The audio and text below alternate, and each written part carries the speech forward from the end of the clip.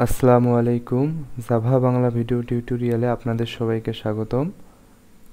আজকে আমরা জানব কিওয়ার্ড কি এবং জাভাতে কত ধরনের কিওয়ার্ড আছে এবং কিওয়ার্ডগুলো কি কি। প্রথমেই জানি what is keyword. In Java a word is a word with a predefined meaning.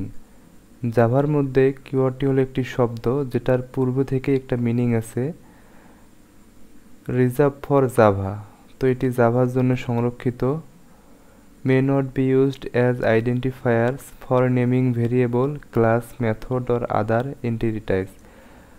মানে এই কিওয়ার্ডগুলো কোনো আইডেন্টিফায়ারের নাম হিসাবে ব্যবহার করা যাবে না, যেমন ভেরিয়েবল, ক্লাসের নাম, মেথডের নাম অথবা অন্যান্য কোনো রাশির নাম।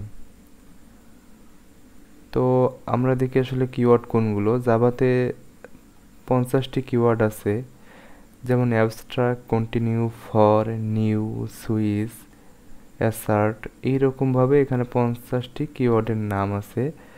তো এই কিওয়ার্ডগুলো কোনো ভেরিয়েবলের নাম হিসেবে ব্যবহার করা যাবে না। যেমন ভেরিয়েবল আমাদের আইডেন্টিফায়ার এই লেকচারে জানা কথা ছিল, তবে আমরা কিওয়ার্ড না জেনে আইডেন্টিফায়ার জানাটি একটি সমস্যা, আমি ভাবলাম তাই কিওয়ার্ডটি আগে আপনাদেরকে জানাচ্ছি।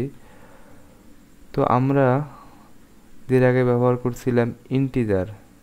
এটিও কিন্তু একটি কিওয়ার্ড। এই যে দেখেন ইন্টিজার, আইএনটি। ইন্টিজারতে আমরা কি বুঝতেছিলাম যে ইন্টিজার মানে এটি একটি পূর্ণ সংখ্যা। কম্পিউটার বুঝতে পারে আমরা যদি ইন্ট লিখি, এই যে ইন্ট, আমরা যদি ইন্ট লিখি কোনো ভেরিয়েবলের নামের শুরুতে, তাহলে কম্পিউটার বুঝতে পারে এটি একটি পূর্ণ সংখ্যা।